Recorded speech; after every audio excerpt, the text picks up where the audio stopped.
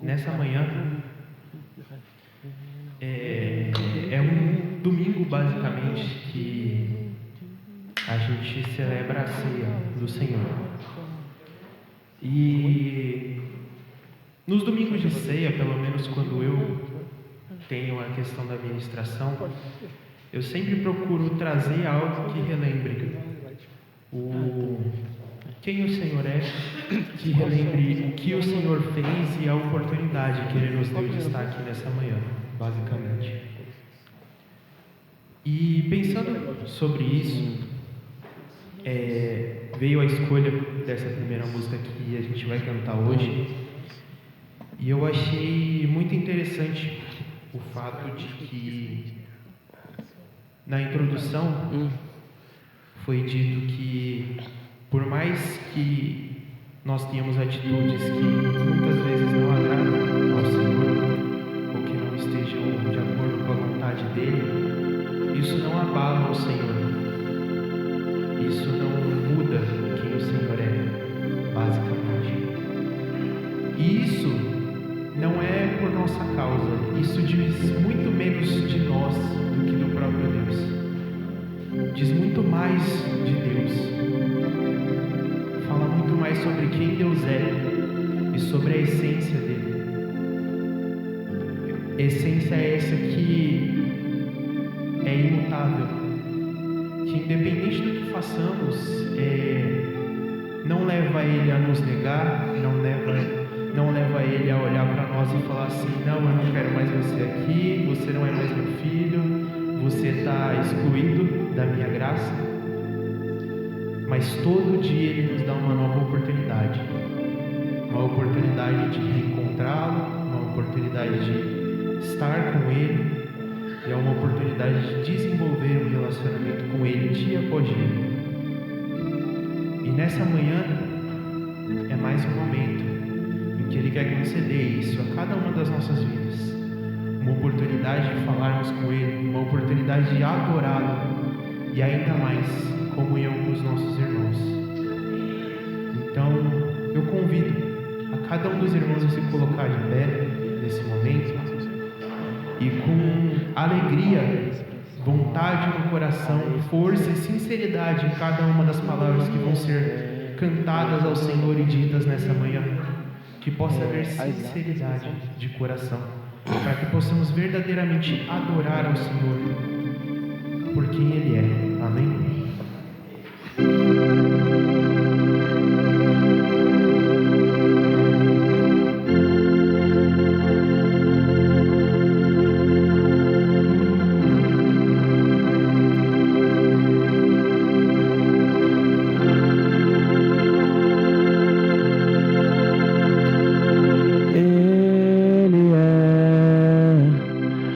Imagem do Deus invisível, Ele é Senhor sobre a criação, pois nele foram criadas todas as coisas nos céus e na terra. Sejam tronos, soberanias, poderes ou autoridades,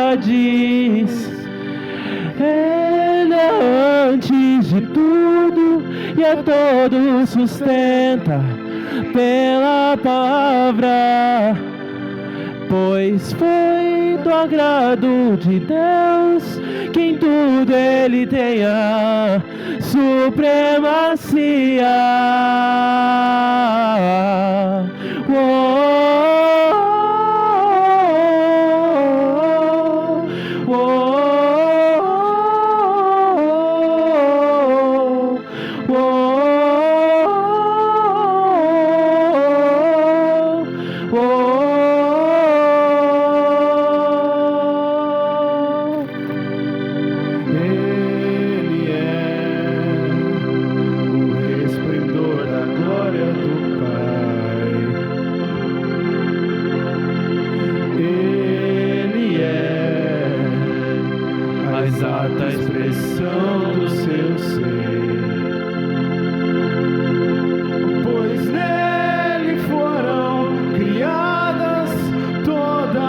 coisas nos céus e na terra, sejam tronos, soberanias, poderes ou autoridades.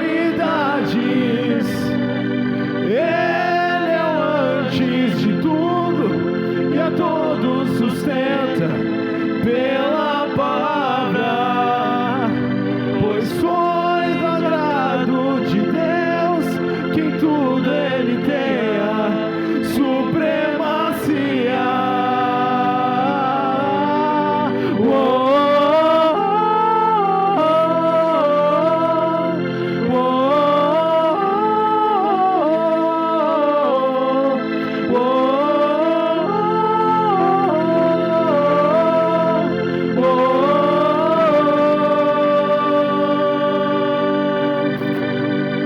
Já não há mais nada que a ele não pertença, em tudo existe graça, cantemos sim. Já não há mais nada que a ele não pertença, em tudo existe graça, cantemos sim.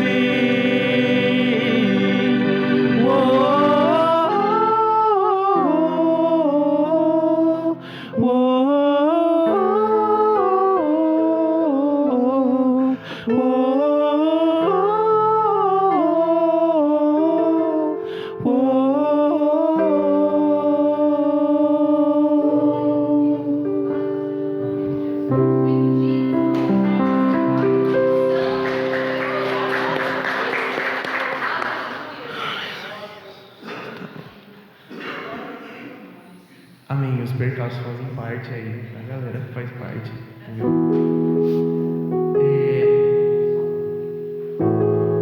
As músicas, no geral, na verdade, durante a semana eu estava fazendo as minhas devocionais e foi engraçado que a maior parte das devocionais que eu fiz foi sobre oração. O poder que ela tem se for feita corretamente, basicamente. E uma das orações que eu achei muito interessante e que geralmente a gente leva para uma outra pessoa, no caso, porque muitas vezes quando a gente pensa em uma oração que foi feita de forma rápida e uma oração que foi respondida de forma rápida, automaticamente a gente já pensa em quem? A gente pensa, pelo menos eu, né? Eu penso em Pedro, quando estava afundando. Porque ele simplesmente olhou e falou: Senhor, salva-me. E o Senhor salvou. Rapidamente, o Senhor prontamente salvou ele enquanto ele estava afundando. Só que lendo, existe um outro homem que fez uma oração sincera e rápida, curta, e que foi automaticamente respondida. Basicamente, foi quase que instantâneo. E esse homem a gente vai encontrar lá em Lucas 23:32. E aí ele vai falar assim pra gente: 2 outros homens, ambos criminosos, também foram levados com ele para serem executados. Quando chegaram a um lugar chamado Caveira, ali o crucificaram os criminosos, um à sua direita e o outro à sua esquerda. Jesus disse: Pai, perdoa-lhes, pois não sabem o que estão fazendo. Então eles dividiram as roupas dele, tirando sortes. O povo ficou observando e as autoridades o ridicularizavam. Salvou os outros, diziam ele. Salve-se a si mesmo, se é o Cristo de Deus, o escolhido. Os soldados, aproximando-se, também zombavam dele, oferecendo-lhe vinagre. Diziam: se é você o rei dos judeus, salve-se a si mesmo. Havia uma inscrição acima dele que dizia: este é o rei dos judeus. Um dos criminosos que ali estavam dependurados lançavam-lhe insultos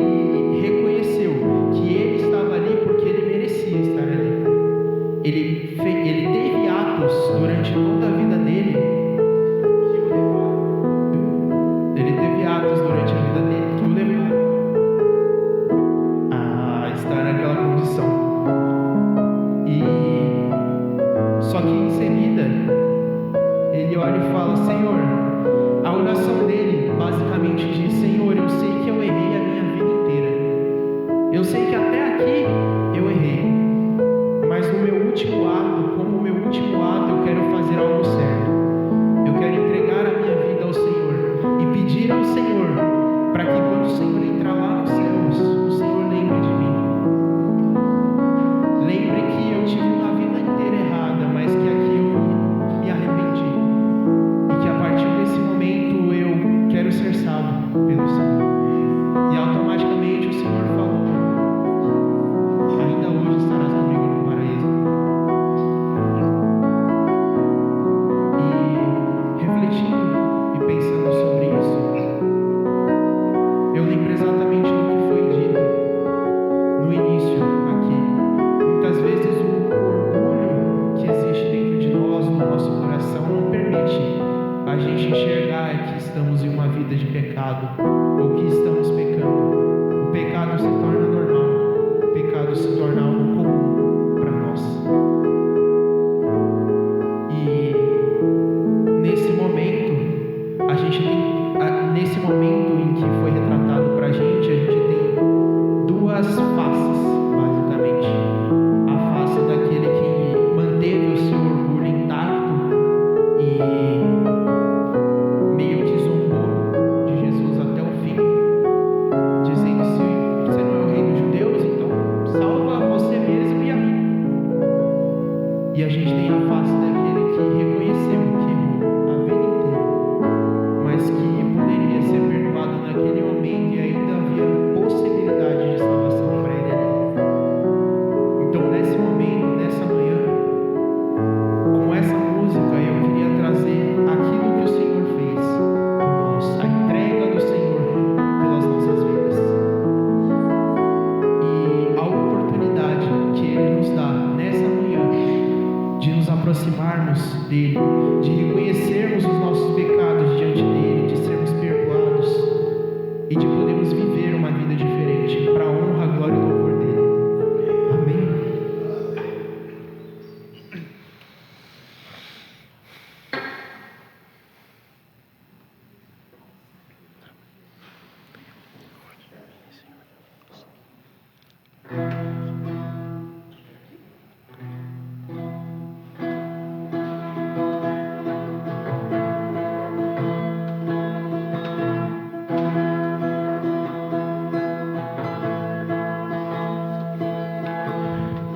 Ele não tinha qualquer beleza ou majestade para nos atrair.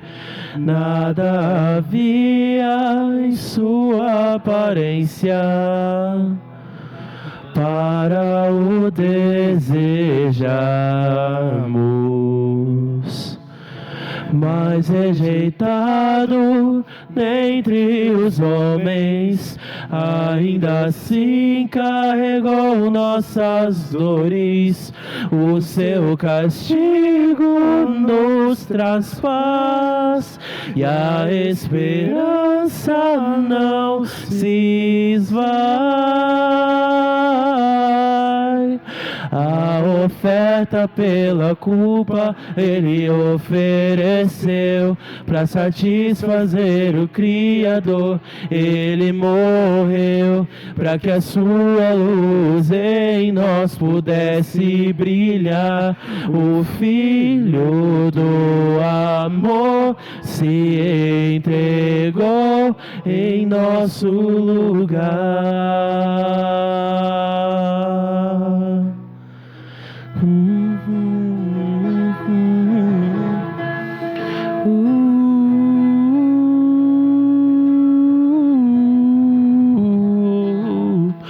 Mas rejeitado entre os homens, ainda assim carregou nossas dores.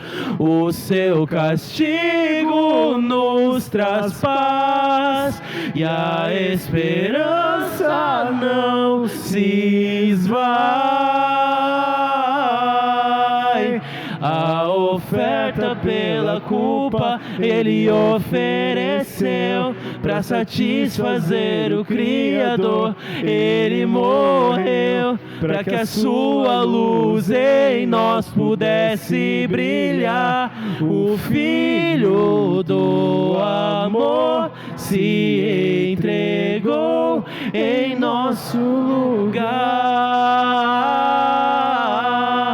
És o Cordeiro que pelos nossos pecados foi esmagado sem dizer uma só palavra. Se entregou aos cravos, derramou sua vida até a morte, provando a ira amarga pra nos dar sua doce graça e nos fazer viver.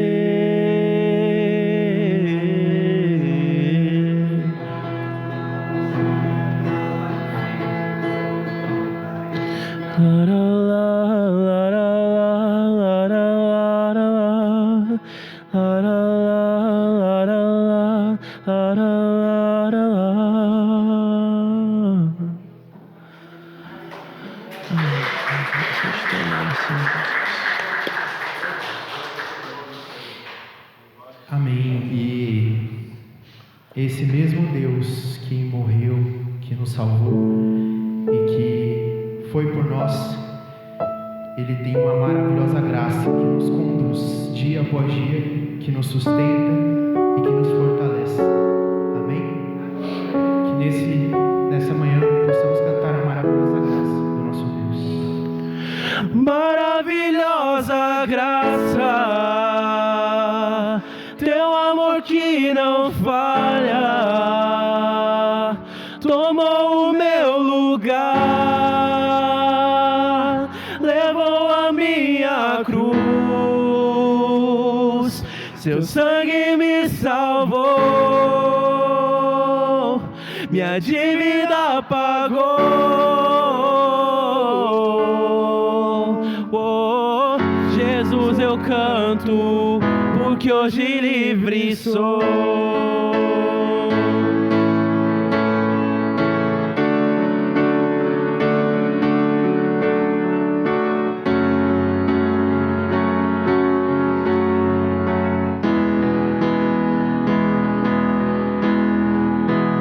Quem tem poder sobre o pecado, o seu amor é poderoso, o Rei da Glória, o poderoso Deus. A terra treme com sua voz e nos deixa maravilhados, o Rei da Glória, o poderoso Deus. Maravilhosa graça, teu amor que não falha, tomou o meu lugar, levou a minha cruz, teu sangue me salvou, minha dívida pagou. Eu canto, porque hoje livre sou.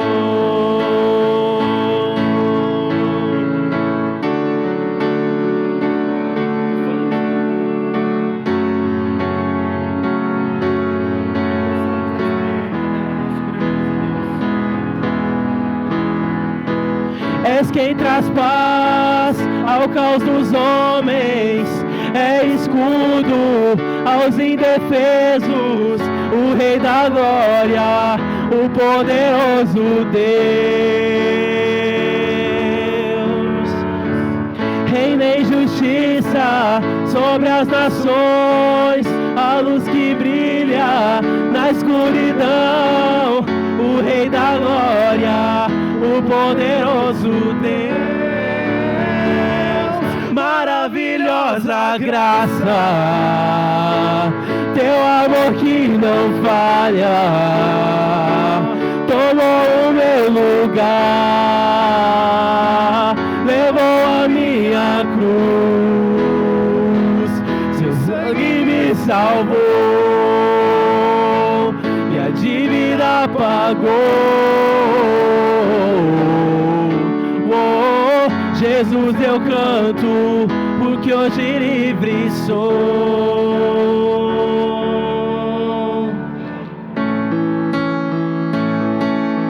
Aleluia, que a maravilhosa graça do Senhor possa alcançar as nossas vidas. Que em nome de Jesus, cada um de nós possa reconhecer o favor imerecido do Senhor sobre nossas vidas. Digno é o Cordeiro de Deus, digno é o Cordeiro de Deus, digno é o Cordeiro que a morte venceu, digno é o Cordeiro de Deus, digno é o Cordeiro que a morte venceu, digno é o Cordeiro de Deus, digno é o Cordeiro que a morte venceu, digno é o Cordeiro de Deus, digno é o Cordeiro que amor, maravilhosa graça, teu amor que não falha, tomou o meu lugar, levou a minha cruz, seu sangue me salvou, minha dívida pagou. Jesus, eu canto, porque hoje livre sou.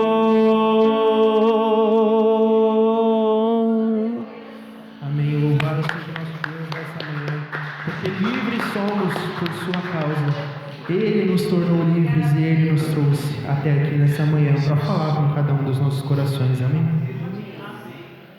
Bom, essa próxima música é uma música que eu trouxe.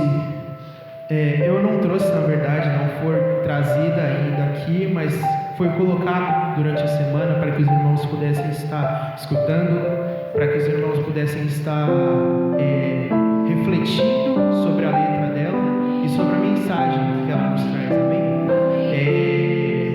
Como uma forma rápida, vou dar uma passada aqui com vocês na letra, amém? Ele começa falando que antes do tempo existir, escolheu-nos para si, nos encontrou e com graça Ele nos alcançou. Para quê? Para a sua glória e para o seu louvor. Para a sua glória e para o seu louvor. E aí a gente chega no refrão da música.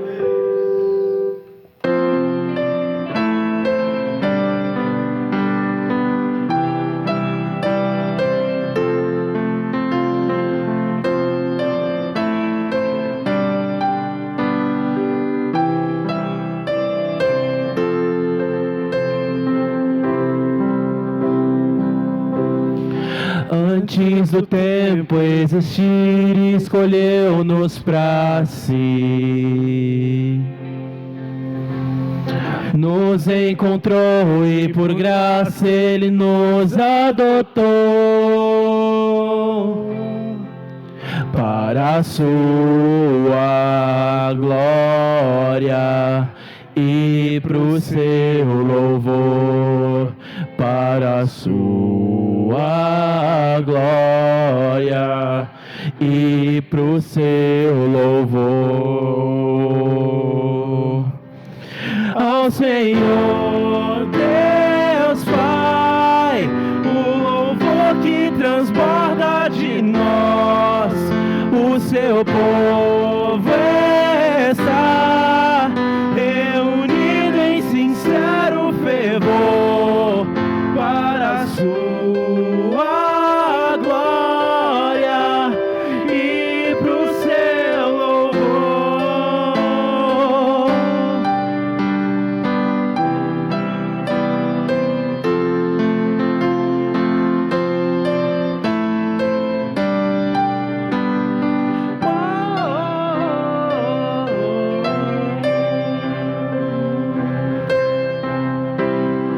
Cristo em seu sangue a nós redenção concedeu, com o fim de nos tornar co-herdeiros de Deus, para a sua glória e pro seu louvor, para a sua glória e pro seu louvor. Ao Senhor Deus Pai, o louvor que transborda de nós, o seu povo está reunido em sincero fervor. Ao Senhor Deus Pai, o louvor que transborda de nós, o seu povo está reunido em sincero fervor. Para quê? Para a sua glória e pro seu louvor. E nós esperamos por ti, confiantes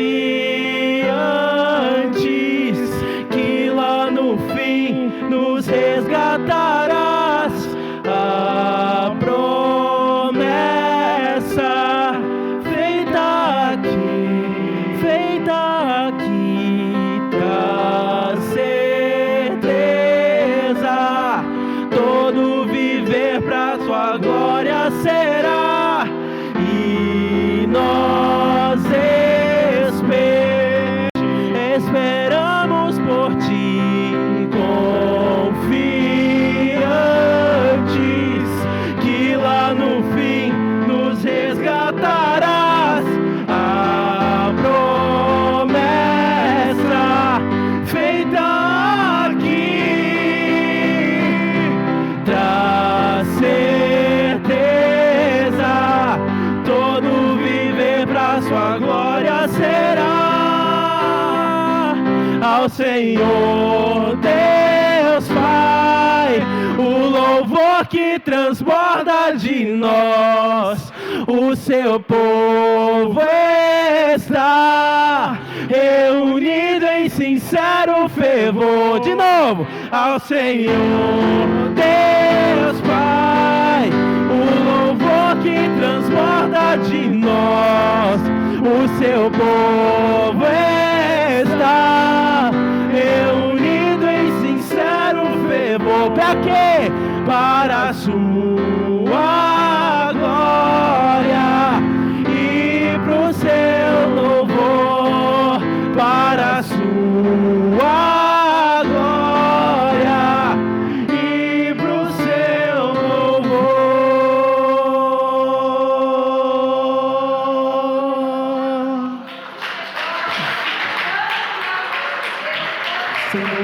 Deus e grandioso Pai, louvado seja o teu nome nessa manhã, Deus.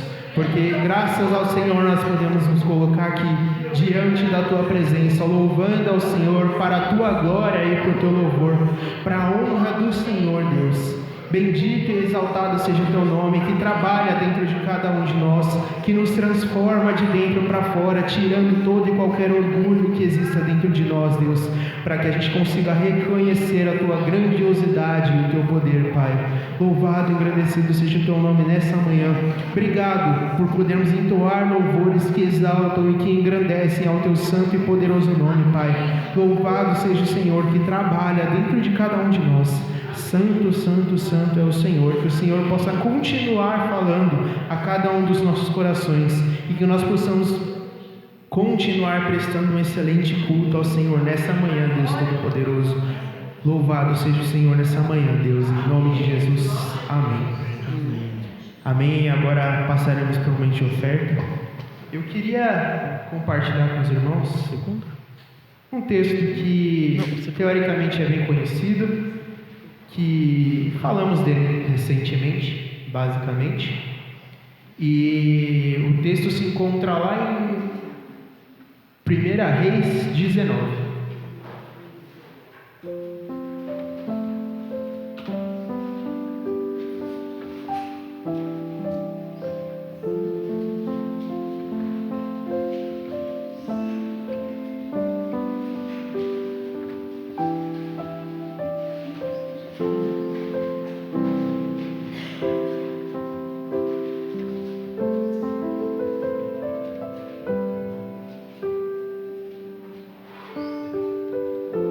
Amém? Os nossos irmãos encontraram? Amém. Ele vai dizer assim para a gente: Acabe contou a Jezabel tudo o que Elias havia feito, incluindo o modo como havia matado todos os profetas de Baal. Por isso Jezabel enviou esta mensagem a Elias: que os deuses me castiguem severamente, se até amanhã nessa hora eu não fizer a você o que você fez aos profetas de Baal. Elias teve medo e fugiu para salvar a sua vida. Foi para Berseba, uma cidade em Judá, e ali deixou o seu servo. Depois foi sozinho para o deserto, caminhando o dia todo. Sentou-se debaixo de um pé de giesta e orou, pedindo para morrer. Já basta, Senhor, disse ele, tire a minha vida, pois não sou melhor que os meus antepassados que já morreram. Então ele se deitou debaixo do pé de giesta e dormiu. Enquanto dormia, um anjo o tocou e disse: levante-se e coma. Elias olhou em redor e viu, perto de sua cabeça, um pão assado sobre pedras quentes e um jarro de água. Ele comeu, bebeu e se deitou novamente. O anjo do Senhor voltou, tocou mais uma vez e disse: levante-se e coma um pouco mais, do contrário, não aguentará a viagem que tem pela frente. Elias se levantou, comeu e o alimento lhe deu forças para uma jornada de 40 dias e 40 noites até o monte de Sinai, o monte de Deus. Bom, ler essa palavra, às vezes os irmãos olhariam para mim e falariam assim: mas Lucas, o que essa palavra tem a ver com oferta, que é o momento que a gente está agora? Eu diria que tem a ver com a gente reconhecer que somos sustentados por Deus, reconhecer que quem nos permite caminhar, quem nos dá força, quem nos dá tudo o que temos para sobreviver nos nossos dia a dia, e não somente sobreviver, mas viver e poder aproveitar a vida, é o nosso Senhor Jesus. É Ele que nos concede tudo isso. E o que é muito interessante aqui nessa palavra para mim é que Elias, essa situação aqui, ela ocorreu logo em seguida de Elias ter feito as questões com os profetas de Baal. E Pensando sobre isso, Elias teve medo. Em um momento, ele estava cheio do Senhor e cheio do Espírito Santo. E no momento seguinte, ele estava cheio de medo. E esse medo que existia dentro de Elias fez com que ele fugisse e fez com que ele orasse, fizesse uma oração ao Senhor, dizendo: Senhor, me mata porque eu já não aguento mais sofrer, basicamente. Só que graças a Deus existe o Espírito Santo que intercede ao nosso favor junto ao Senhor. Então, nós poderíamos considerar essa oração de Elias como um gemido inexprimível, que ele não consegue, ele basicamente não sabe o que ele está pedindo. E o Senhor sabe o que ele necessita. Então, ele não tem ideia do que está pedindo e o Senhor sabe daquilo que ele necessita para que ele possa continuar a caminhada dele. E nessa reflexão, eu coloco nós, que muitas vezes achamos que pela força do nosso braço podemos trabalhar para conseguir o nosso sustento, pela força do nosso braço podemos conquistar o que temos, pela força do nosso braço podemos crescer. Nós muitas vezes achamos que vir à casa do Senhor acaba sendo uma perda de tempo, ofertar o nosso tempo ao Senhor acaba sendo um tempo gasto de forma que eu poderia estar trabalhando, por exemplo, para ganhar dinheiro. E refletindo sobre isso, o Senhor vem nos ensinar que nós dependemos dele e que se nós realmente do nosso coração, do fundo do nosso coração, buscarmos a Ele, Ele nos concede aquilo que nós necessitamos, aquilo que nós precisamos. E aquilo que muitas vezes no nosso dia a dia é árduo, aquilo que no nosso dia a dia muitas vezes se torna chato, se torna triste, se torna pesado de fazer, Ele é capaz de tornar leve, Ele é capaz de tornar tranquilo, Ele é capaz de trazer alegria a um dia que talvez esteja sendo decepcionante ou triste. Então, nessa manhã, nesse momento de oferta, o Senhor vem nos ensinar para que possamos aprender a ser dependentes dEle. E que no momento em que entendermos que somos dependentes dEle, aí sim a gente para de ter medo. Aí sim a gente para de ficar desesperado por coisas que muitas vezes não valem a pena o nosso desespero, por ansiedades do nosso coração, das quais Ele mesmo já falou que não era para a gente manter no nosso coração. Amém? Então vamos orar. Senhor nosso Deus e grandioso Pai, te louvamos aqui nessa manhã, Deus, por esse momento em que podemos estar diante da Tua presença.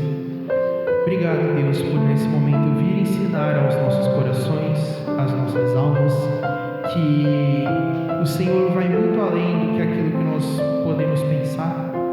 O Senhor é aquele que tem todo o poder e tem o controle sobre tudo. Aquele que mesmo que quando fuja ao nosso controle, quando a gente já esteja desesperado, o Senhor está sob o controle de tudo. O Senhor está com tudo em Tuas mãos. Porque o Senhor é aquele que sustenta todas as coisas, Pai. Louvado seja o Senhor nessa manhã. O Senhor conhece cada um dos corações, cada uma das preocupações da vida que são trazidas aqui, cada um dos pesos que são trazidos no coração.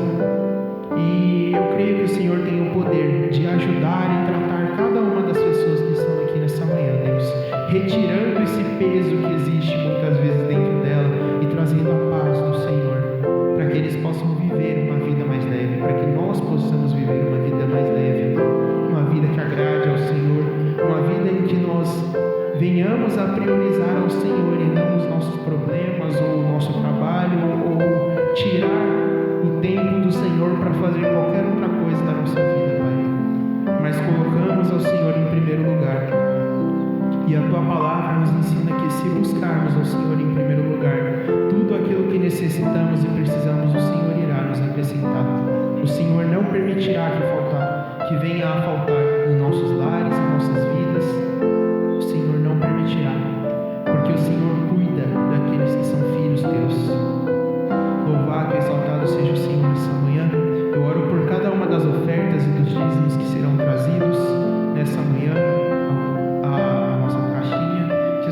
possa estar abençoando os corações, para que os corações possam entregar com alegria e sem nenhum tipo de peso, sem nenhum tipo de preocupação de estar entregando isso ao Senhor, reconhecendo que a dependência de cada um é no Senhor, reconhecendo que a nossa vida é para o Senhor, para a Tua glória e para o Teu louvor.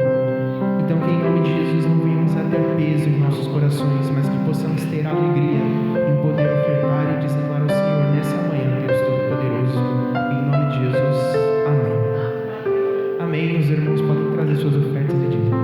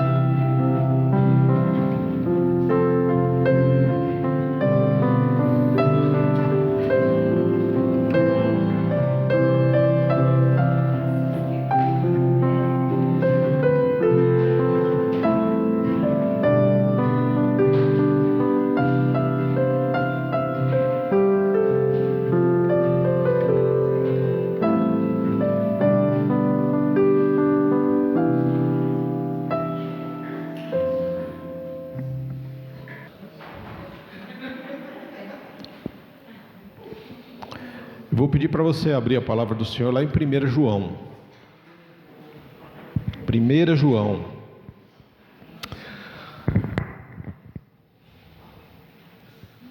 Enquanto eu refletia, lia os textos, eu fui elencando algumas perguntas para mim mesmo, né? E eu vou passar ela para vocês, depois vocês se virem, tá bom? Que eu tenho que me virar com as minhas questões, agora com as de vocês, aí vocês que dão conta. Eu li os textos, e aí a primeira pergunta que eu fiz para mim mesmo: será que eu estou andando no Espírito ou eu estou apenas me enganando? Será que eu estou andando no Espírito Santo de Deus ou estou apenas me enganando? Essa foi a primeira pergunta que eu fiz para mim enquanto eu lia os textos. A segunda pergunta: e se eu estiver morto por dentro e ninguém, nem mesmo eu, tiver percebido isso ainda? E se eu estiver morto por dentro e ninguém, nem mesmo eu, estiver percebido isso ainda? E a terceira pergunta que eu fiz para mim mesmo: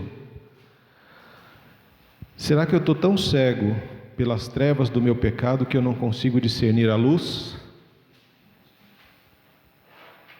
Será que eu estou tão cego pelas trevas do meu pecado que eu não consigo discernir a luz? Essas foram 3 questões que eu coloquei para mim mesmo enquanto eu lia a palavra do Senhor e preparava essa reflexão para compartilhar com vocês. E aí eu comecei a tentar responder ela pelo fim, né? Será que eu estou tão cego pelas trevas do meu pecado que eu não consigo discernir a luz? E aí eu comecei a questionar o que é a luz. E o texto, né, ele vai trazer para nós que Deus é luz e nele não há treva alguma, em 1 João, no capítulo 1, verso 5. Essa é a mensagem que dele ouvimos e transmitimos a vocês. Deus é luz, nele não há treva alguma. Então luz é sinônimo de vida, Porque se eu observo o Gênesis, o mundo estava envolto em trevas. E aí Deus vem e diz: haja luz, e houve luz. E a partir do momento que a luz adentrou e rompeu com as trevas, Deus começa a gerar vida no mundo.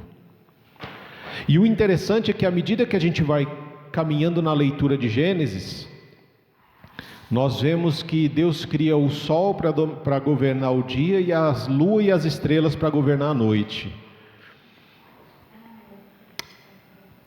E todos os dias, e isso a gente já compartilhou no nosso estudo bíblico, Deus vinha conversar com o ser humano na viração do dia. Quando era para começar a noite, Deus chegava. E quando eu penso desse texto com Apocalipse, no capítulo 22, que fala que ali vão ser restauradas a Nova Jerusalém, né? Tudo vai ser restaurado como era antes da queda. Fala que ali não vai ter mais o sol e nem a lua e nem as estrelas, porque a presença de Deus vai iluminar todos os dias. Então eu parto do pressuposto que a presença de Deus na viração do dia impedia que o homem experimentasse o que era a noite, o que eram as trevas. O homem não tinha experimentado a noite e as trevas. Ele vivia na luz. A primeira vez que esse homem experimentou as trevas foi quando ele desobedeceu a Deus e foi colocado para fora do Éden. Eu imagino como deve ter sido o medo, o desespero, o pavor, a ansiedade no coração dele quando ele viu a luz sumindo e a escuridão chegando. Ele experimenta a noite, a escuridão e as trevas pela primeira vez. Isso deve ter sido uma experiência terrível para Adão e Eva. Mas à medida que os dias foram passando, eles se acostumaram também com as trevas, com a luz e com as trevas. E a palavra do Senhor, lá em João no capítulo 1, diz que Jesus era a luz dos homens, mas os homens amaram mais as trevas do que a luz, porque as suas obras eram más. Então nós nos acostumamos com as trevas, por quê? Porque as nossas obras são más, nós fazemos aquilo que não devemos. Então nós preferimos muitas vezes nos agarrar à escuridão, onde ninguém nos vê o que a gente faz, do que à luz, onde tudo fica claro e a gente pode enxergar. Se a luz é sinônimo de vida, as trevas é tudo aquilo que se opõe à vida e à luz.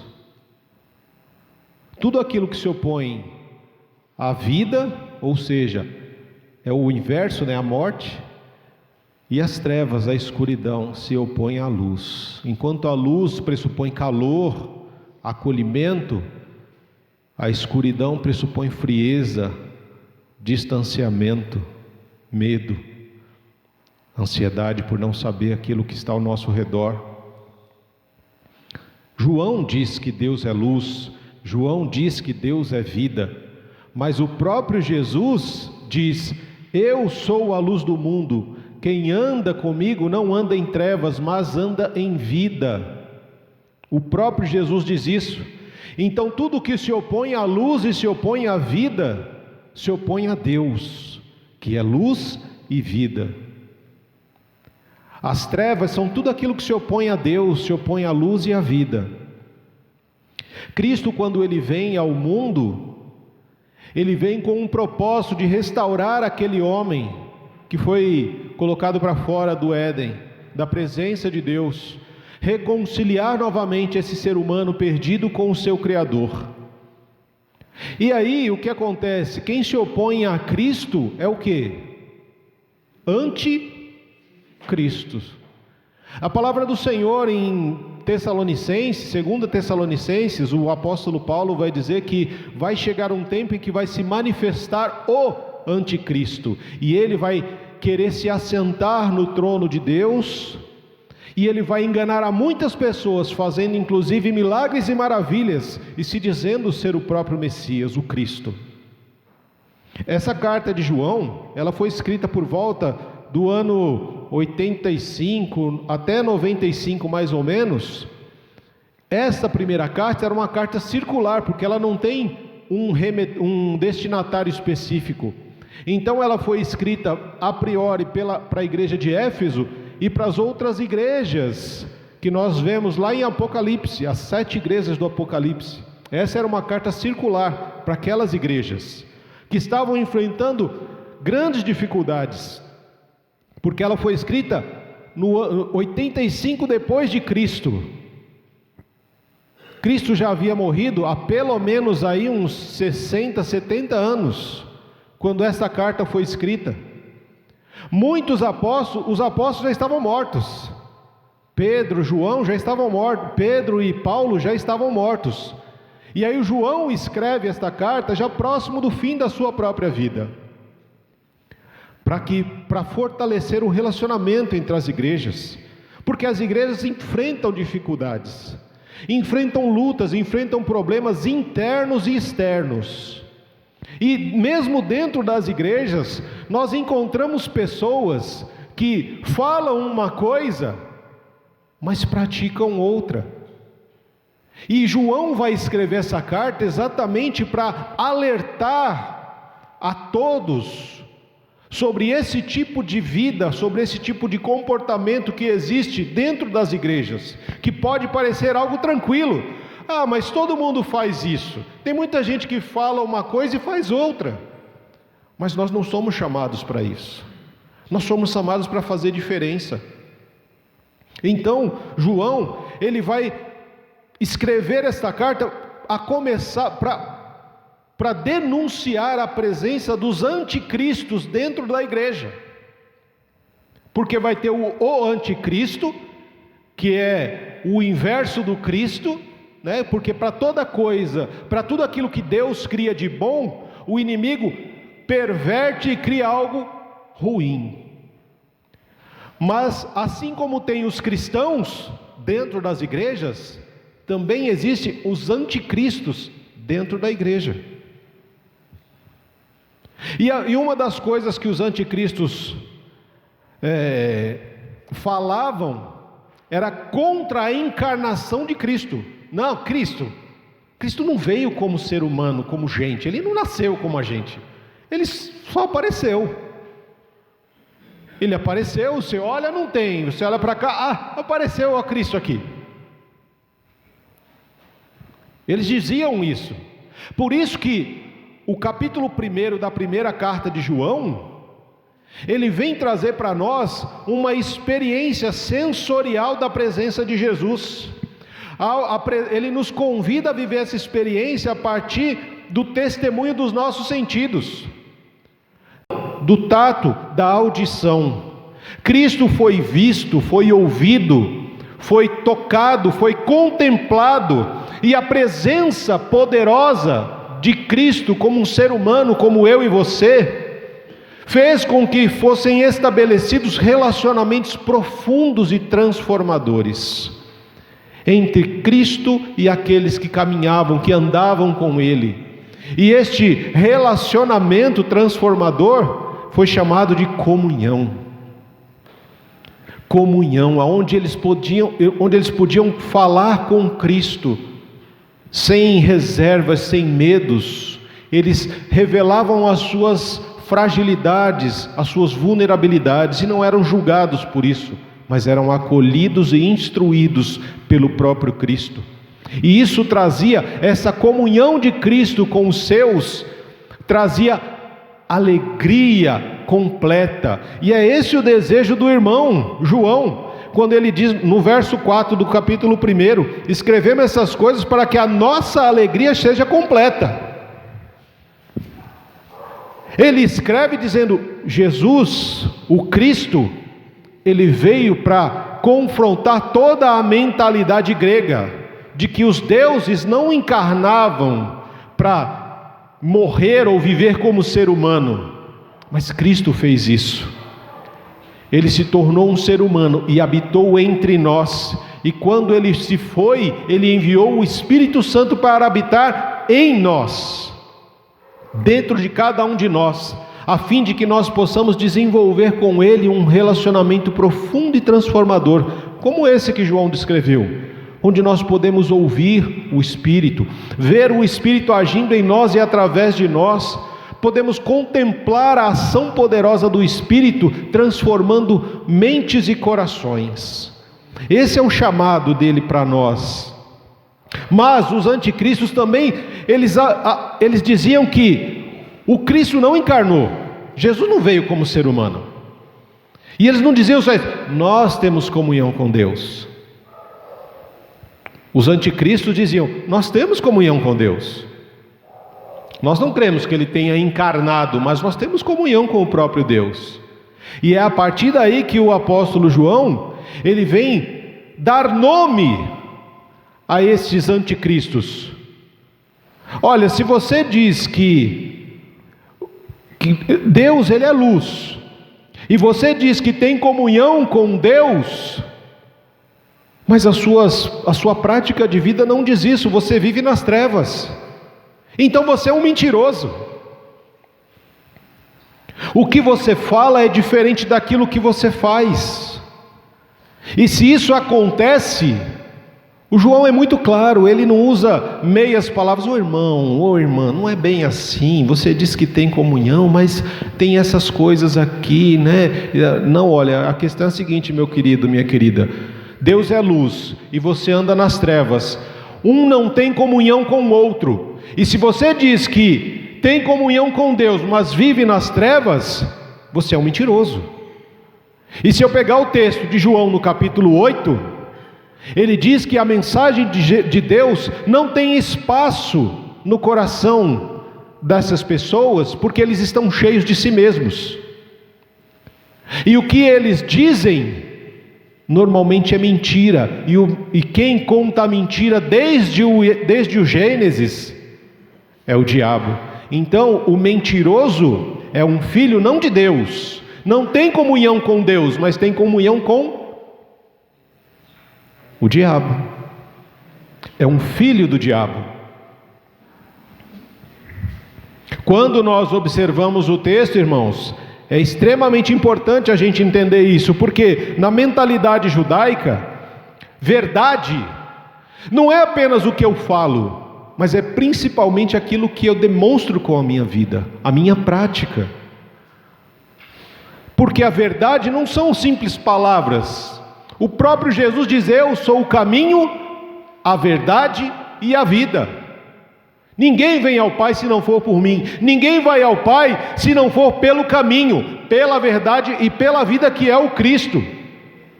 Então não tem como eu dizer: olha, eu tenho comunhão com Deus, eu tenho comunhão com Jesus, mas eu vivo mentindo, eu vivo fofocando, eu falo para uma coisa e aí faço uma cara bonitinha, visto uma máscara para o outro. Mentiroso, filha do diabo. Não existe comunhão entre luz e trevas. A verdade não está em você, é o que o João diz. Se porém andarmos na luz como Ele está na luz, verso 7, temos comunhão uns com os outros, e o sangue de Jesus, o seu Filho, nos purifica de todo o pecado. Quando nós dizemos que temos comunhão com Deus, que é luz, que é vida, e vivemos uma vida totalmente longe disso, ao contrário, fazendo tudo o que a palavra diz para não fazer, a verdade não está em nós. O espírito da verdade não está em nós. O que habita em nós é um espírito de mentira, de falsidade, de enganação. É o texto quem diz, é o próprio João quem está dizendo isso para nós. E quando ele fala para a gente: olha, a gente pensa nessas questões, né? Ah, mas eu não tenho pecado. Será? O João, ele diz que para a gente caminhar na luz, ele apresenta duas dimensões, duas coisas que precisam acontecer para a gente entender que está na luz. Primeiro, eu tenho que estar unido a Deus e a Jesus Cristo, conduzido pelo Espírito Santo.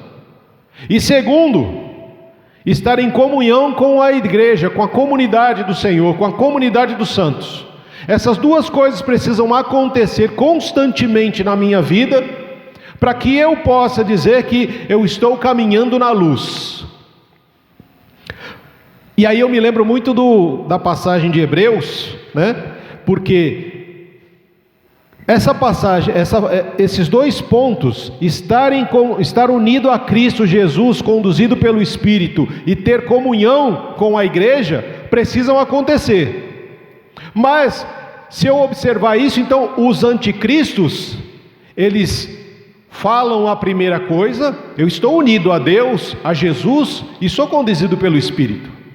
Mas eles negam a segunda na sua prática, porque eles não têm comunhão com a igreja, não têm comunhão com o corpo de Cristo.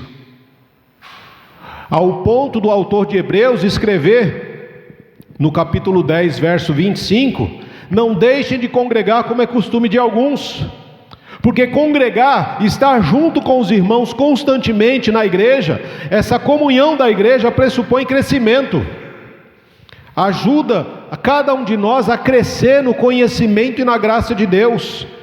Ter comunhão, estar reunido como corpo de Cristo, pressupõe comunhão. Nós crescemos e desenvolvemos o fruto do Espírito uns com os outros. E pressupõe também esperança, porque nós esperamos a volta de Jesus. Este que morreu, que viveu, morreu, ressuscitou, subiu aos céus e nos enviou o Espírito, nos garantiu que Ele voltará para buscar a sua igreja. Mas como é que a igreja deve andar até a volta de Jesus? Esse é o grande X da questão. Porque muitas pessoas, irmãos, Jesus não vai voltar mais não. Esse negócio acho que é brincadeira aí, pegadinha. Já mais de 2000 anos que ele falou que, olha, eu vou, mas logo eu volto. Que logo é esse, que já tem mais de 2000 anos? A gente não pode esquecer que para Deus, um dia é como 1000 anos, e 1000 anos é como um dia. Então, para Ele é como se Ele acabasse de subir agora, porque Ele está fora do tempo, Ele está na eternidade. Para nós, nossa, é uma demora tremenda. Mas como é que nós devemos nos portar? Como que a gente deve caminhar? Se a gente diz que anda na luz, nós andamos com Deus. Então como é que nós podemos caminhar com Deus até a volta de Jesus Cristo? O João, ele vem trazer para nós algumas questões importantes aqui.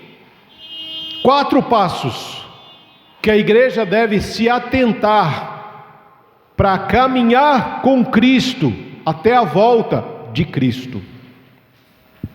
Primeiro passo é reconhecer-se como pecador, que está aí do capítulo 1, do verso 8 até o capítulo 2, verso 2. Os anticristos dizem que estão em comunhão com Deus e que estão isentos de pecado. Por isso que João escreve aqui: se afirmamos que estamos sem pecado, enganamos a nós mesmos, e a verdade não está em nós. Porque os anticristos dizem que não tinham pecado. Sabe aquele irmão que você fala assim: irmão, confessa os seus pecados. Não, não tenho pecado. Não tenho pecado para confessar. Irmão, você tem alguma coisa, está passando? Não, não tenho pecados, eu não tenho erros, não, eu sou uma pessoa correta, faço nada de errado. Se eu digo que não tenho pecado, eu estou chamando Deus de mentiroso, porque em Romanos capítulo 3, verso 10, ele diz que todos pecaram e estão destituídos da glória de Deus. Como é que eu posso dizer, eu não tenho pecados, eu não pratico o pecado? Verso 10, se afirmamos que não temos cometido pecado, fazemos de Deus mentiroso, e a sua palavra não está em nós. Então o primeiro passo que eu preciso ter para caminhar na luz é reconhecer o meu pecado. Porque imagina, por exemplo, que você entra numa sala, você está com um espelho cheio de manchas, e aí você entra numa sala escura, coberta de trevas. Você não consegue enxergar as manchas que estão no espelho. Mas quanto mais próximo você chega da luz, que é o próprio Deus, A luz de Deus vai revelar as manchas desse espelho da sua alma, que grita: eu sou um pecador, eu sou um pecador. Isso a gente precisa entender. Se nós estamos vivendo em trevas, nós não achamos que estamos errados, nós não achamos que estamos pecando, nós estamos cegos para os nossos próprios erros e pecados, e continuamos a pecar porque a gente não reconhece que está pecando, porque estamos vivendo em trevas. O nosso interior, pura escuridão, e a gente não enxerga o mal que a gente está fazendo para nós e para as outras pessoas, porque nós precisamos nos aproximar da luz. Achamos que vivemos na luz, como anticristos, dizemos: não tenho pecado, não pratico pecado, eu tenho comunhão com Deus, mas a minha vida diz o contrário. Eu continuo mentindo, continuo enganando, continuo vivendo uma vida de máscaras. E o primeiro passo que eu preciso para andar na luz é reconhecer que eu sou pecador. E quando eu reconheço o meu pecado, o texto me permite enxergar a outra face de Cristo. Quando ele diz no capítulo 1, verso 7, que o sangue de Jesus nos purifica de todos os nossos pecados. No capítulo 2, verso 1, que nós temos um intercessor, um advogado junto ao Pai, quando nós confessamos e reconhecemos os nossos pecados. E no capítulo 2, verso 2, Ele, o Cristo, Ele é a propiciação, ou seja, o sacrifício pelos nossos pecados e pelos pecados de todo o mundo. Que face é essa que nós podemos ver de Cristo quando reconhecemos o nosso pecado?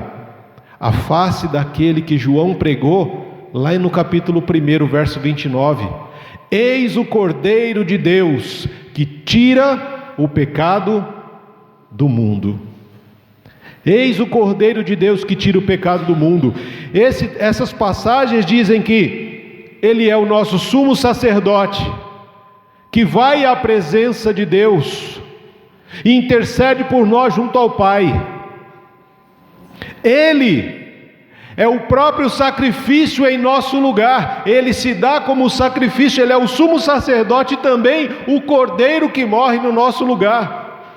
E o sangue dele que é derramado naquela cruz limpa e purifica nos nossos pecados, nos tornando mais alvos do que a neve aos olhos do Pai.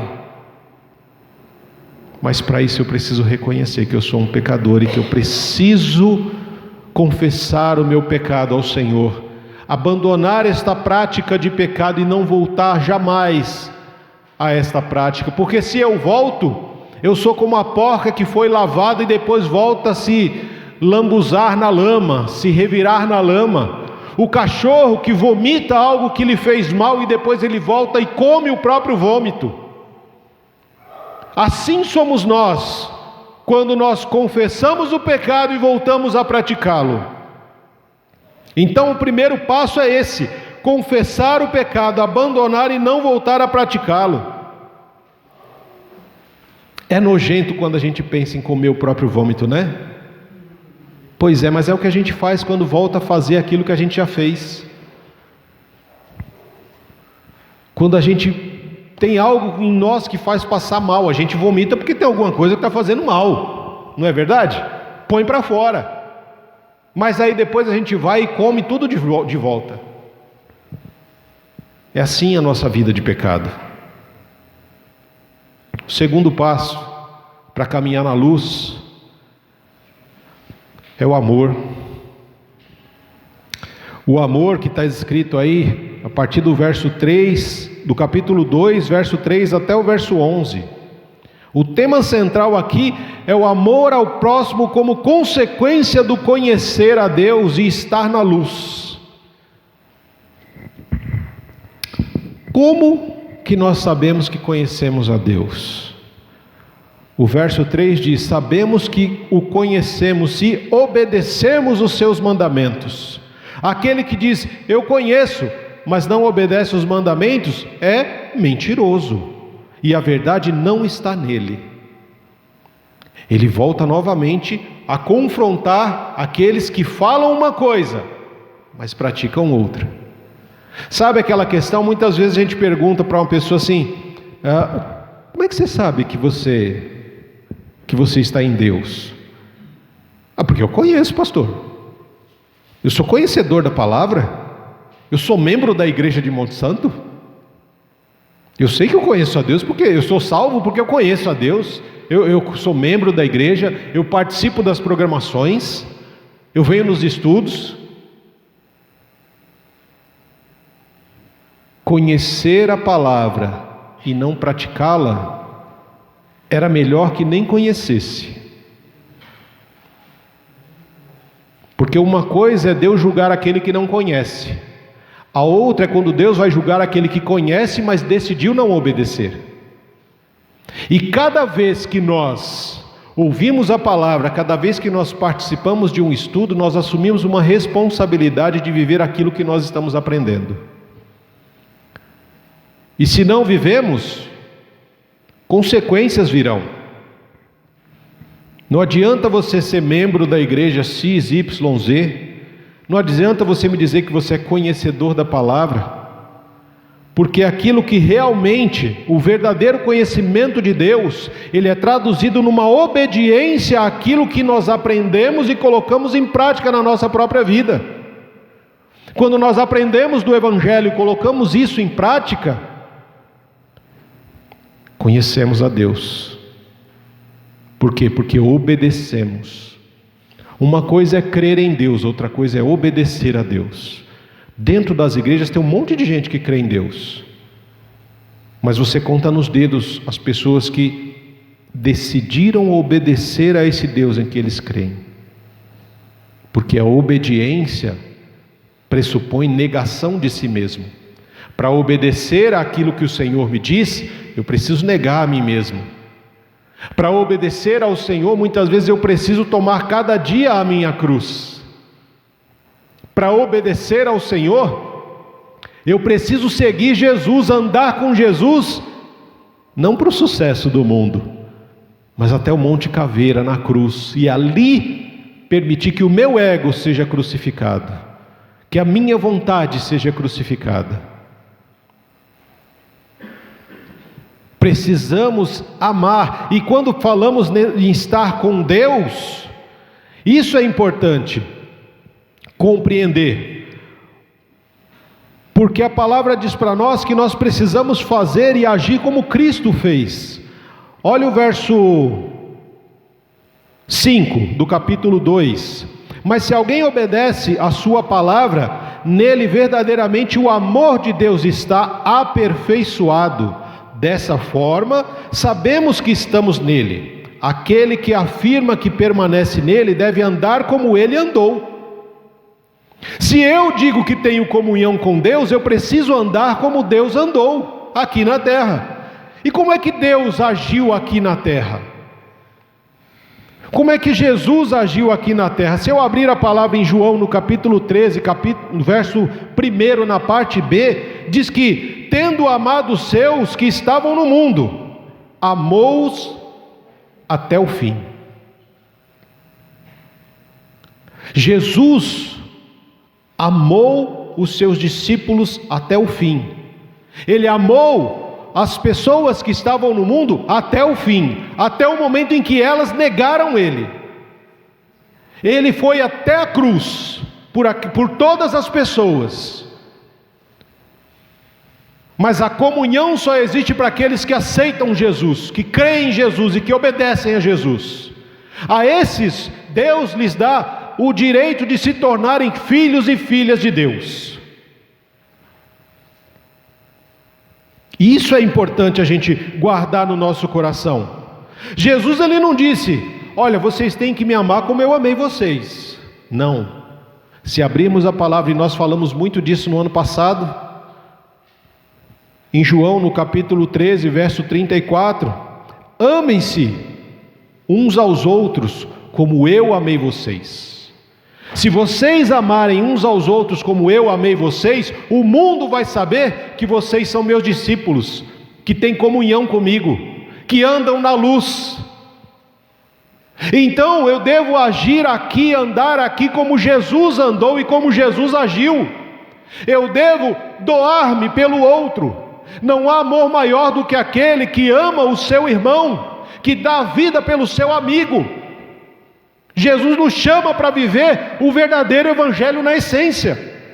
Abrir mão da nossa vontade, abrir mão do nosso conforto, estender ao outro os nossos ouvidos, o nosso acolhimento de um abraço, palavras de conforto, de ânimo, de exortação.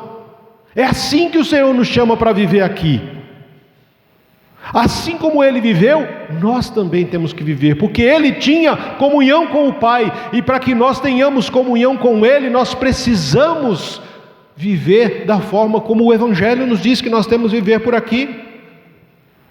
E à medida que nós amamos uns aos outros como Ele nos amou, nós criamos uma comunidade de iguais, e assim eram as igrejas joaninas, as igrejas fundadas por João. Eram igrejas fundamentadas, tendo como base Jesus e o seu amor, um amor recíproco, um amor que fortalece relacionamentos saudáveis e profundos contra a ação do reino das trevas.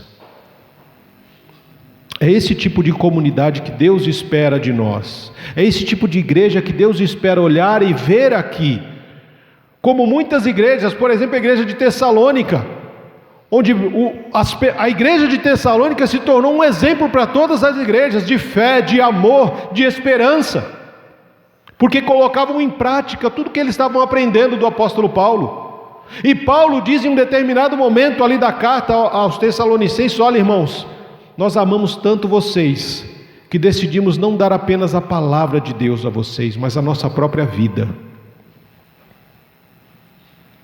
Você já amou alguém ao ponto de estar disposto a dar a sua própria vida?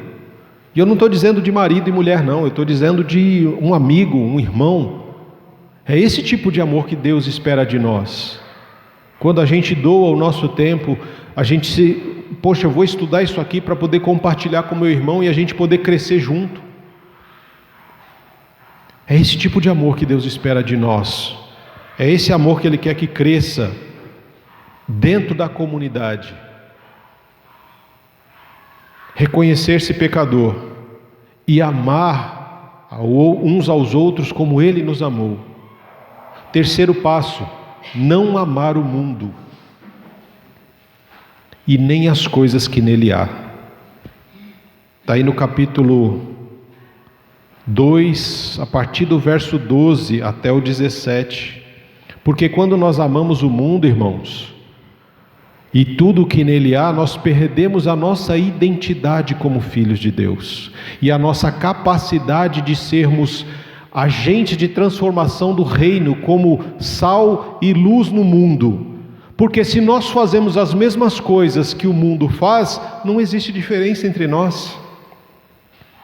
Eu ando por aí, irmãos, e eu vejo tanta gente que se diz cristão, mas faz coisas piores do que os outros que não conhecem Jesus e que não estão na igreja, nunca ouviram do Evangelho. Não, mas eu sou cristão, eu sou conhecedor da palavra, eu conheço a palavra, eu vou na igreja, eu participo dos cultos, e isso e aquilo. Tá, mas a sua prática de vida me diz outra. Se você não me dissesse que vai a uma igreja, de que faz parte de uma igreja, eu jamais diria que você teve um encontro com Jesus. Por quê? Pela sua prática. Pelos frutos conhecereis as árvores. Os seus frutos estão podres. Como é que você diz que tem comunhão com a vida se você está produzindo morte? Como é que você diz que está ligado à fonte de águas vivas, se do seu interior tem fluído águas de maldição, de condenação apenas?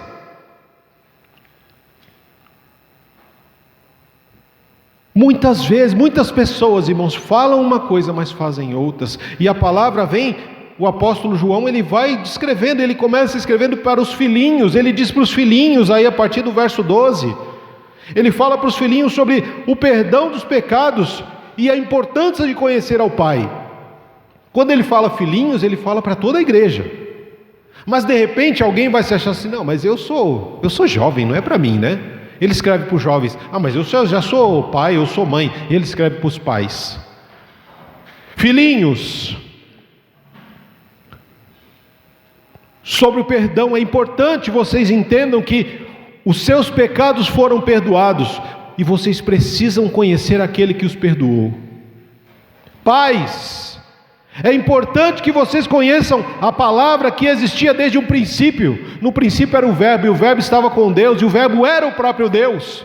Era a palavra. Vocês precisam, pais, conhecer a palavra, porque vocês, pais, vão transmitir esta palavra aos seus filhos.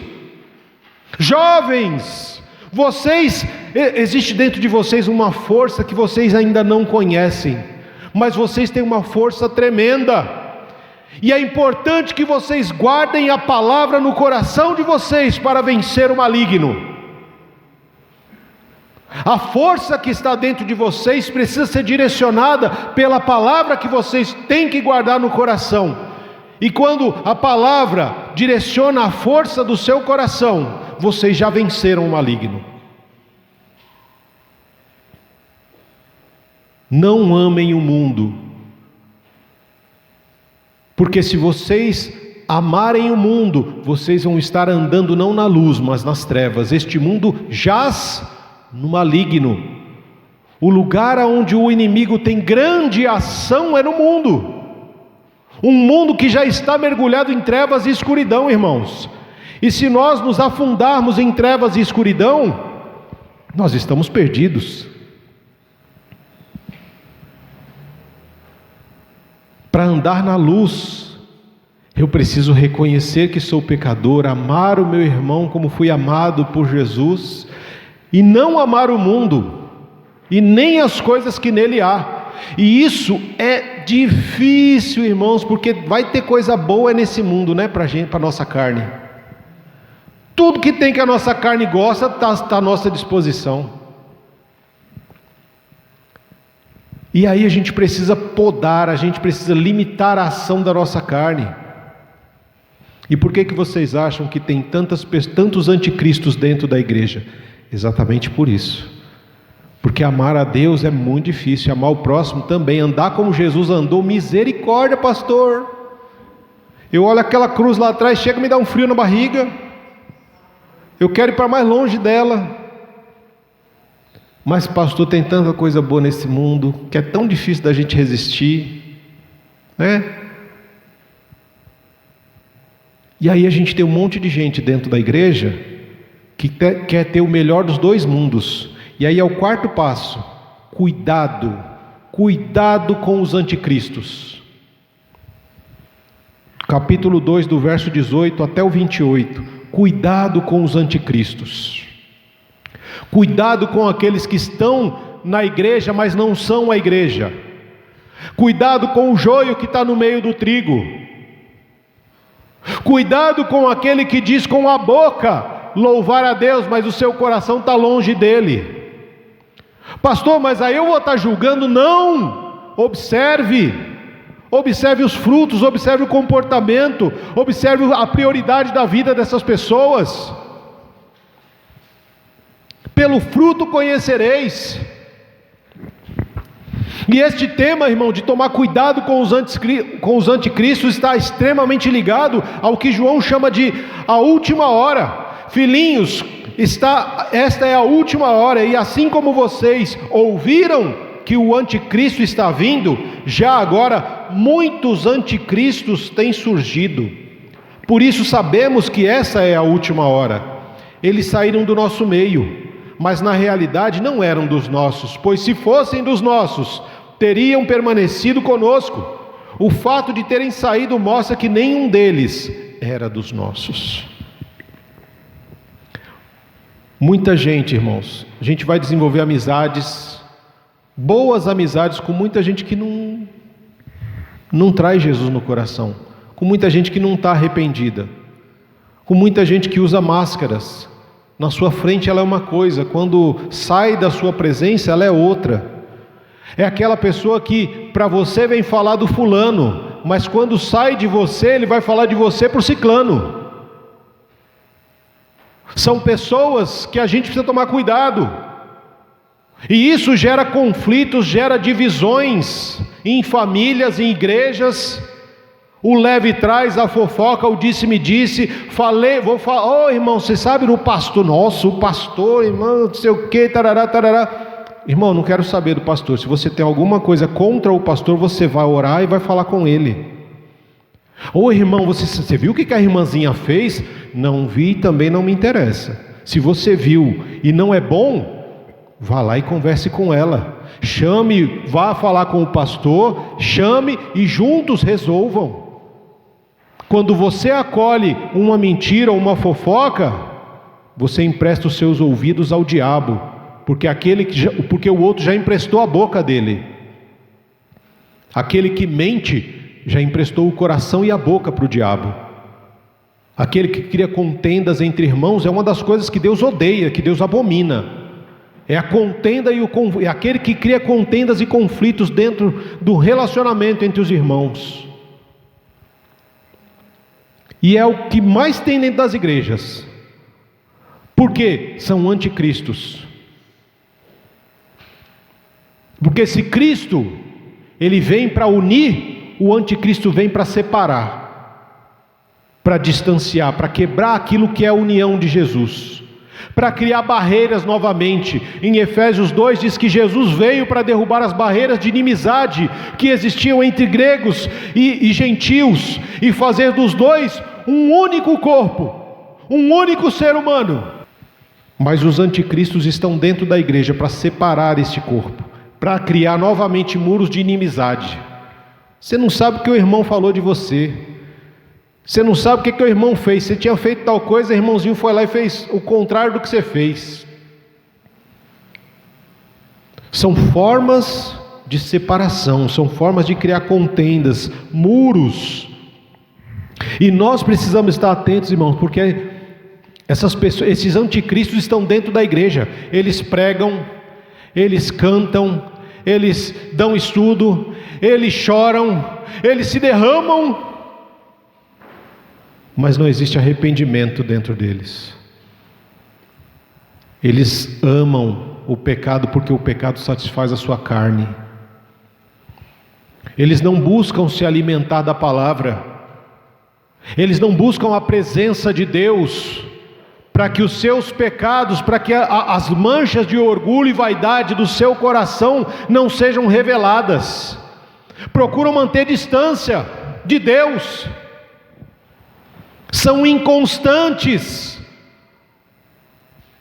porque a inconstância nos impede de crescer no conhecimento e na graça. A inconstância nos impede de conhecer realmente quem Deus é. E uma vez que eu tenho comunhão com Deus, eu não posso mais andar da forma como eu andava. Uma pessoa que tem um encontro verdadeiro com Jesus nunca sai da mesma forma. Nunca sai da mesma forma. Todos os encontros que você vê de Jesus com alguém, a pessoa saiu diferente. E como é que a gente fala muitas vezes que tem comunhão com Deus? Como é que eu posso dizer: eu estava em comunhão com Deus, eu passei ali um período de oração, de jejum, nossa, mas foi uma bênção, irmão. Mas você não sabe o que aconteceu enquanto eu estava lá, né? Deus me mostrou que o irmãozinho, a irmãzinha estava fazendo isso e aquilo outro, sabia? Eu acho que a gente precisa orar por ele, E aí você começa a trazer contendas, começa a falar do que você não sabe, começa a questionar, porque muitas vezes, irmãos, tem irmãozinho que usa a tal da revelação para objetivo de fofoca. E a gente precisa estar muito atento, porque tem momentos, irmãos, que são oportunidades de oração realmente. São oportunidades que a gente precisa ir até o irmão, até a irmã, orar com ele, por ela, com ela. Mas uma boa parte das vezes é só pelo fato de eu não ter o que falar com o outro, então eu assumo o assunto que eu tenho é falar da vida de A, B e C. E eu preciso tomar cuidado com isso. Por quê? É necessário que nós... Como que a gente faz isso? Abre comigo no capítulo 4 de 1 João. Amados, não creiam em qualquer espírito, mas examinem os espíritos para ver se procedem de Deus, porque muitos falsos profetas têm saído pelo mundo. Vocês podem reconhecer o Espírito de Deus deste modo: todo o Espírito que confessa que Jesus veio em carne procede de Deus, mas todo o Espírito que confessa que Jesus não procede de Deus, todo o Espírito que confessa que Jesus veio em carne, mas todo o Espírito que não confessa Jesus não procede de Deus. Esse é o espírito do anticristo, acerca do qual vocês ouviram que está vindo e agora já está no mundo. Filhinhos, vocês são de Deus e os venceram, porque aquele que está em vocês é maior do que aquele que está no mundo. Precisamos buscar ter discernimento para poder entender o que vem de Deus e o que vem do coração humano maligno, o que vem do inimigo. Discernimento, irmãos, é o que nos permite entender o que é o certo e o que é o errado e fazer as escolhas corretas. Discernimento espiritual. É extremamente necessário que nós busquemos isso para entender de onde procedem esses espíritos. Ele fala dos anticristos, e a última coisa que os anticristos pensam é que eles vão passar da morte para a vida sem nenhum tipo de julgamento. Por isso é importante que nós permaneçamos em Cristo. Aquilo que nós aprendemos desde o início, a gente precisa guardar muito bem no coração. Permanecer em Cristo. João já disse isso. O próprio Jesus disse isso no livro de João, no capítulo 15: sem mim nada podeis fazer, nada. Permaneçam em mim e eu permanecerei em vocês. Olha o verso 28 do capítulo 2 de 1 João.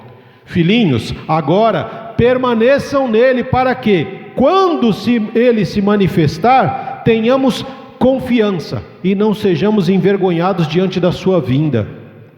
Se vocês sabem que ele é justo, saibam também que todo aquele que pratica a justiça é nascido de Deus.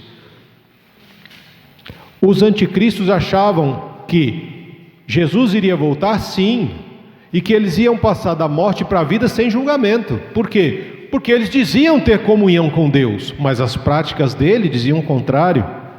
Por isso João diz: olha, permaneçam em Deus, permaneçam em Jesus, porque quando ele se manifestar, não é se, é quando, porque ninguém sabe o tempo e nem a hora. É quando ele se manifestar, nós vamos ter confiança nele e não seremos envergonhados. Os anticristos serão envergonhados.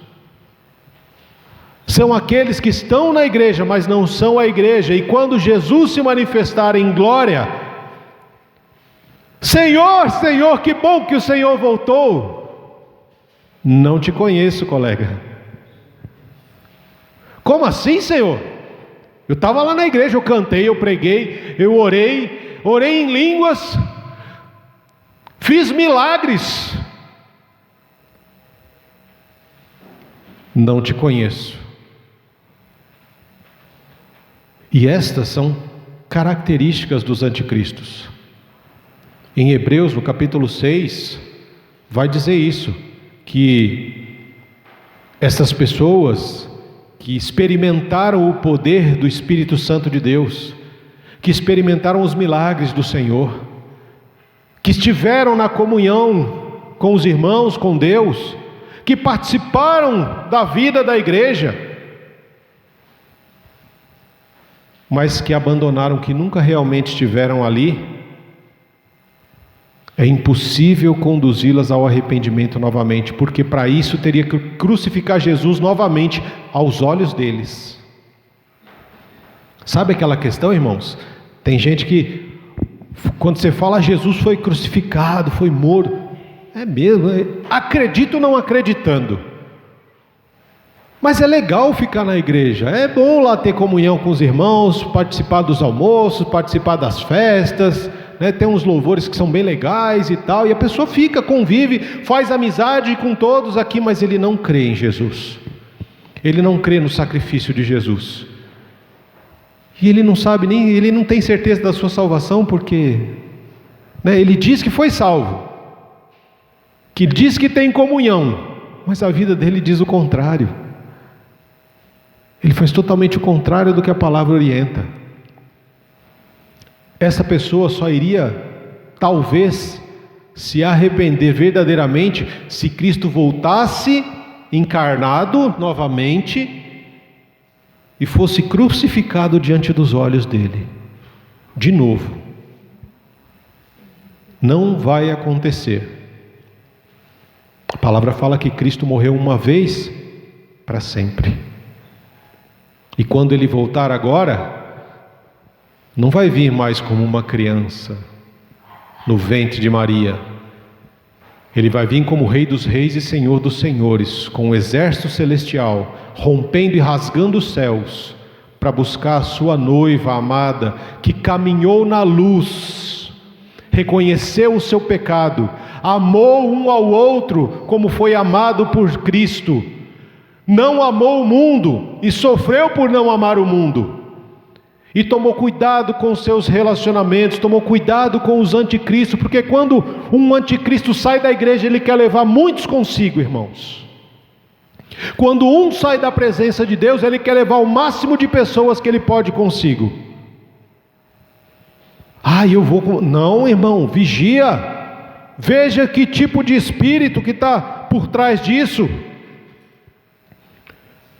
Nós precisamos nos atentar com aquele que dá forma à igreja, que é o Espírito Santo, e com aqueles que formam a igreja, que são pecadores.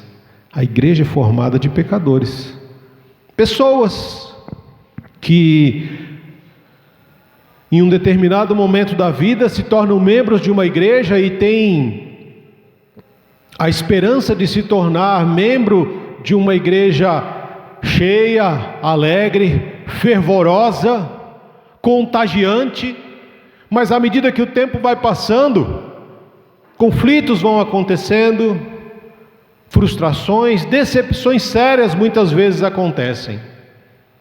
Mas, e aí vem o que muda tudo, né? Muitas vezes quando a gente está lendo os Salmos, a gente vê uma derrota tremenda, até que vem o mas de Deus, e aí muda todo o cenário.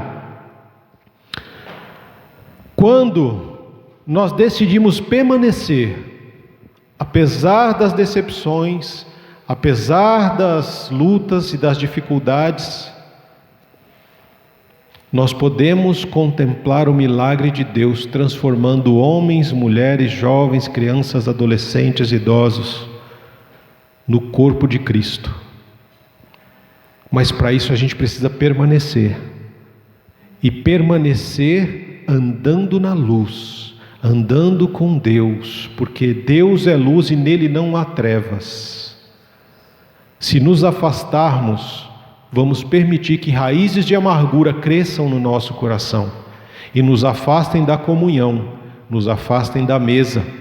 A mesa do Senhor, a mesa da ceia do Senhor, não é para gente que se acha perfeito, que diz ter comunhão, mas é para gente arrependida, que sabe das manchas de orgulho e vaidade que traz no seu coração, e que decidem se aproximar do Senhor, arrependidas e dispostas a abandonar aquele modo de viver, e adotar uma vida diferente, adotar a vida de Jesus no seu dia a dia, uma vida que ama, que se entrega, que foi transformada e se torna um agente de transformação na vida do outro. Quero convidar você a curvar a sua cabeça nesse momento. E aquelas perguntas do início, os anticristos estão apenas se enganando. Eles não andam no Espírito, não andam na luz, mas nas trevas. Os anticristos estão mortos por dentro e nem eles mesmos percebem. E muitas vezes nós somos enganados por eles.